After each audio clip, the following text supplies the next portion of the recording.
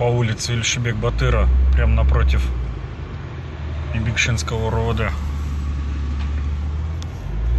Дерево упало на машину модель 14, ВАЗ-2114. Создалась пробка.